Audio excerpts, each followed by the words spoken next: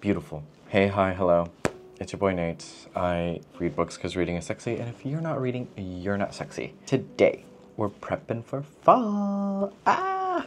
Let it be known, fall is super short in Korea. It's about like 2 or 3 weeks. Much like spring, it's sort of the shortest season of the year, and I love fall. Like the global village coffee house aesthetic, Nora Jones, you know what I mean. Panera bread, pumpkin spice latte. Yes, I'm a fan. I'm a fan of the simple things. So yeah, this is how I'm gonna prepare though for this fall. I don't really know what I'm looking at, but at myself. I always feel like I have to change something for every season. But I also think about like what remains. Myself, what has remained, what will remain as I move through seasons. And so most of this is really set on me and just like maintaining a rhythm of who I am, adjusting to habits that are sort of shifting into a normalcy for me. So this is a collection of books, films, and some recent faves that have stayed with me this past summer and will move into fall. So let's go. I want to get rid of my perishables first, so let's talk about that. Currently, in my coffee, which probably looks nasty, see a little green hue, it's because of this.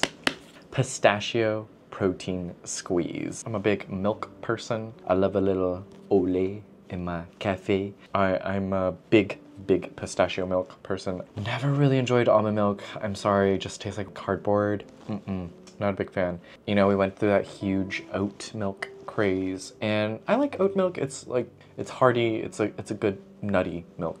But beyond that, and thank God for Los Angeles for this, we have macadamia nut milk, which I love. It's nuttier, sweeter. I just think it has that like stronger nut taste that I like in a milk. I also like cashew milk. Cashew milk is fine. But pistachio, love me pistachio. I just think it's the warmth, the richness of that nut that just combines so well with coffee. But it's the protein in the coffee that is really what I'm trying to sell. Yeah, so I just don't have enough time to prep something in the morning. So usually I'll have like a bit of a protein powder or this in my coffee to get me through the day. It's usually this and like a banana. If I do protein, it'll be something more on the savory side. So a savory breakfast for me. Next up, off-brand cola. Fuck Coca-Cola. I love me a Coca-Cola, guys, but I'm doing my best to really shop local. Yeah, this is an off-brand cola called brrr. 0 sugar, and it's actually quite carbonated, which I really like. Love this a lot. It's Korean. It's like the perfect size for me and is easy to store. Recently, I've been back on my espresso shot with a Coca-Cola in the afternoon just to push me through. Sad to admit that my Pingu speaker recently died. If I have a picture or video, I'll have it up here. But I like knocked into it and it just split 3 different parts. Like the sound didn't come out and I was so sad. So we got a replacement. I have here the Soundcore Select 4 Go. Really been enjoying this because the sound that comes out of this is perfect for my tiny apartment. It's just nice. There's a nice bass to it and it's also waterproof. I've had this in the shower. I used to be a big like music in the bathroom person, but then I just stopped doing it because I was just like, I need a shower. Like I just want to like get my stuff done. This is why I like never bring my phone into the bathroom because I'm not in there to read articles or like posts or anything. I'm there to take a shit. I'm there to piss. And that's all I need to be doing. I don't need to be doing all the other bits, okay? I don't need to develop hemorrhages, okay guys? I'm back on music though, because it's been nice. Not gonna lie, I miss it.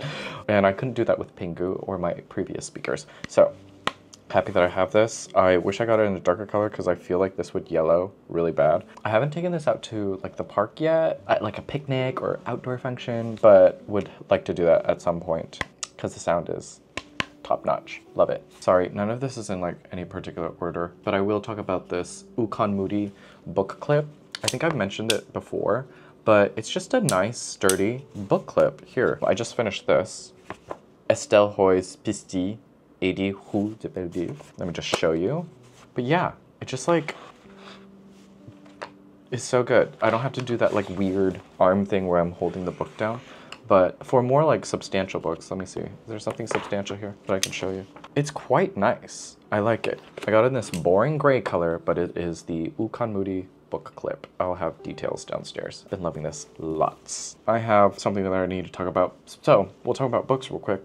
What is sexy reading for fall? For me, it'll be screenplays, big person of the dialogue, the form of the dialogue. It can be really, really invigorating, let me tell you. Here I have Godard's scripts. I have Alphaville, Weekend, and Pierrot. I think looking at dialogue and the concentration of like points and big talking points and seeing how themes can overlay characters and how character development can form out of speech is really important. And so dialogue is like really important for me, especially in my own writing. I find that sometimes dialogue, especially in literary fiction these days, will either do two things. It'll either tell too much that doesn't need to be said, or is used to alleviate some kind of tension, to disperse something that I don't necessarily agree with or find it necessary. I usually like to cut that stuff out. Or it follows this like really strange MFI minimalism that I think is derived from Carver, where speech doesn't really sound like speech, which can be fun, I think, in like experimental fiction, but in the like MFA style, it's just really aggravates me. I just hate it. It's just a stupid style that I don't know why we follow. So for that, and anyone who slips into that MFA style, I like to tell a lot of people, look at scripts, look at dialogues, especially like teleplays, stage plays and such, because I think they offer realism in dialogue. And so we got these, but this is probably the worst example. Godard's characters don't ever sound like real people, but I do have a collection of other screenplays that I'd like to get to. So yes, screenplays for fall, sexy guys. And it ups your count tremendously. Look at that. I can crunch through a bunch of these for my Goodreads challenge, so let's go. Criticism. Criticism is not dead. I think criticism is incredibly important. So here I have Henry Miller, The Books in My Life. This was given to me by my sugar daddy ages ago. It has been sitting nearly a decade on my bookshelf for a decade, and I was just like, at some point I'll get to it. I think I'll get to it now. Mostly because I just hate the idea that I like have something from my past that I'm not agreeable with, but I just like want to rip through it just to get over it. I have some books, like books from exes and stuff like that, that I'm just like, I've gotten rid of some of them, and I will. I found that I don't have to read every single book in the world. I'll die trying. I will. But there are some titles that I'm just like, you know what? I don't have to do it. I don't. So that's where we're at. But I will do this because I've been meaning to do more Henry Miller. I haven't read Henry Miller since like my undergrad. So I'd like to do this. Okay, let me see. What about this? I want to get this out of the way. This is Christina Steed's The Man Who Loved Children. I think this will be my big book of fall. I think I said that this was going to be my big book for summer. But the big book for summer that I've chosen is White Teeth by Zadie Smith, which is currently resting, literally resting on my pillow. It's like taking a nap over there, so we're just gonna let it be. Enjoying it a lot. Another book that has been sitting on my bookshelf for nearly a decade. Would like to get to this eventually. Oh, sorry, I didn't tell you what any of these books are about, huh? I feel like this is self-explanatory. Sam and Henny Pullet have too many children, too little money, and too much loathing for one another. As Sam uses the children's adoration to feed his own voracious ego, Henny watches in bleak despair, knowing the bitter reality that lies just below his mad visions. This is a family drama between parents and children, husbands and wives. Mostly picked this up because it was noted as one of John Waters' favorite books. Love how deranged John Waters is, and some of his book picks. Guys, Denton Welch. Anyone? In Youth is Pleasure? Wild. But yes, love his Rex and love just kooky books, so gonna do this. I've been talking a lot about Kurt Vonnegut. This is Did I Dick? Vonnegut's funny, chillingly satirical look at death of innocence. Got double murder, fatal dose of radioactivity, a decapitation and annihilation of a city by neutron bomb. Kind of want to go back to this. You know, it's palatable in that it's funny, it's sad, it's sweet. There's pictures. I hope there's pictures in here. There are no pictures. Love Vonnegut's balance of, yeah, the dramedy. He does it so well, while also still making you think.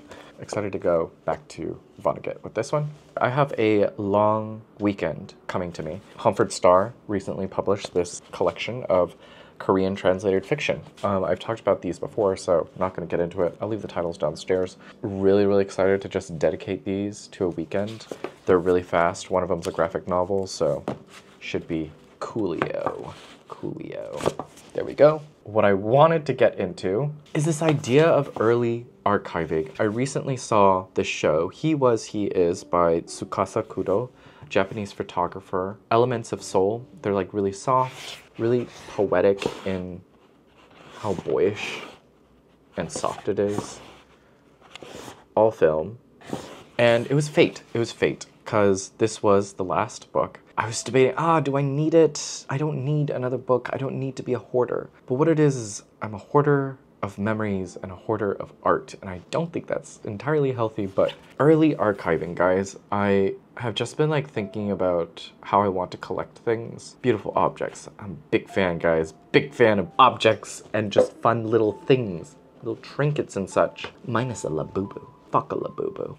A constant source of inspiration that I can look at and like see if I can capture mood out of everything. This was really sweet because the photographer was actually there and he signed it for me. And so not only is it part of archiving and the last of its kind in Seoul, it's just really sweet and so special that he signed it. Yeah, I think if you want to get this, you have to like fly to Tokyo. And I love that. I love the idea of localization, rarity, of obscurity, and I just love finding things off the beaten path and just having it, saving it for myself, and then getting to share it with y'all. But if you're ever in Tokyo, try and find this. It's a beautiful, beautiful art object. The cover is felt, hard to pack, beautiful, beautiful collection. This early idea of like archiving and researching, back to this idea of knowing things, guys. Let's get back to knowing things. I was recently having this conversation with a friend about how like I love music and there'll be artists that I'll listen to, but I know nothing about them in a way that's kind of like weird to think about. That like I'll listen to a song, I'll know all the lyrics, but like where the hell did it come from? Context, guys. And just like going back to like I know nothing about Faye Webster. I like Faye Webster. I like some of the songs she does, but I don't know anything about her. And that goes for a majority of artists, musicians for me. You know, I do a good job for like directors and novelists and everything, but musicians I don't. And that's just such a disrespect, and I don't know why I do that. So getting back to knowing things, early archiving, building collections and like specific niche collections and knowing the dates and specializations and everything, I think that's what builds niche, that's what builds intrigue, and we need more of that. Love seeing like anyone's collection. Recently, oh god, if I remember, I'll leave like the TikTok here, but recently discovered that there's this one guy in Seoul that sells like archive Junya Watanabe straight out of his apartment. And I just think that's beautiful, beautiful. And it's through that I learned that Watanabe designed uniforms for railroad employees for a time. And I just think that's like so beautiful. Anyway, early archive, guys. I think it just builds importance, taste, and more curators, tastemakers, whatever you want to call yourself. But yeah, just learning, researching, finding out about everything.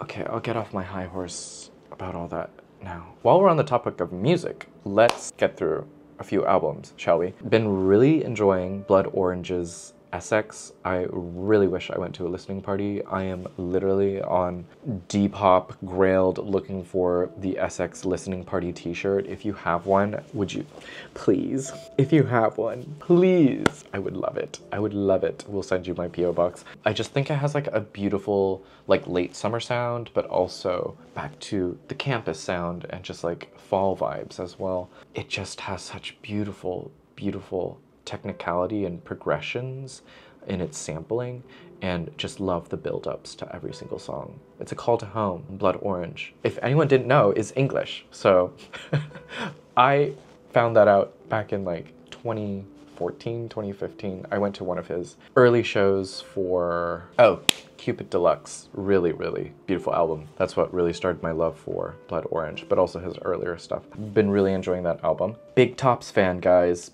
Big Tops fan from Montreal. just have this like fun indie pop sound, and indie pop still alive, guys. I swear to God, especially with tops. This new album, Bury the Key, is not that great. There's a few bangers here and there, mostly their singles that they released. Yeah, I just love their sound, just like really easy, casual listening. I think I listen to them at least once a day. Been really enjoying the new Cut Copy Moments. Went to the really early shows. I'm pretty sure one of the first shows I caught from them was on campus, actually, and it was a free show. And I went, and it was like really great. It like borders on house, but has these like really nasally dreaded vocals that just works in its favor. But they have some like fun poppy sounds on this latest album. Been enjoying that. Live, Laugh, Love by Earl Sweatshirt. No one told me that this was released. I found out like a week late, but really good too. I love listening to this like early morning or like late afternoon, taking that like afternoon walk. It hit different. Just makes everything a lot more chiller. Love that Earl still has this like chill sound bites. Also Verses by GT, No Such Thing, and Jacques Green. Just like the perfect techno minimalist album. Great collaboration on this. Too many songs, but it's a fun project. Guys, recent K-pop boy band obsession. Here, I'll show you. So Photoism, which is like this photo booth in Korea, they have this exclusive thing where you can take little fun pictures of K-pop stars and stuff. Anyway, Cortis, yeah, K-pop. They just released their EP, Color Outside the Lines, and it's okay. I love their concept and their sound, but it's really Go that I really love. Love the music video for it. It's shot in LA, and it's just this like fun, boyish sound, and I love all the members. They're just like, they're wholesome, love them lots, and oh god, I haven't had like an obsession over a K-pop boy group in so long. Anyway, this is it, and this is all I'll allow myself, I swear to God. Jesus. What else? I'm still listening to the Claire's Charm. It's been, like, I listen to that album every single day. Ever since last year, guys.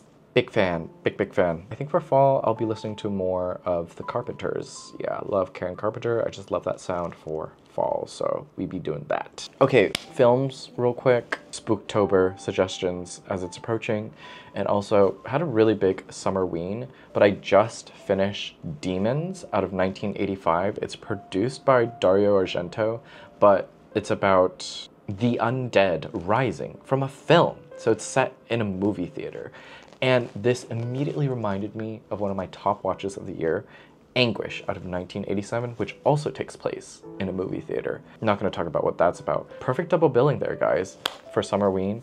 If you want 1, a slasher film, and 2, a zombie film, double bill these, double bill them. Just had a great time with both of them. Really enjoyed Anguish. I think it subverses a lot of expectations in films, and how it progresses is like wild. Just been enjoying these old films that have like really high concepts, and I can't believe we don't have films like that anymore. I don't think you can make a film like that now because of how inventive it was. Okay, last 3 things here. One thing is turning off my phone for 5 hours. What I've recently been doing is just after work, shutting off my phone, just keeping it off for 5 hours, not needing to go on it, because I don't, to like better reduce my screen time. I'll just catch myself in moments where I'm on my phone for an hour and I didn't need to be.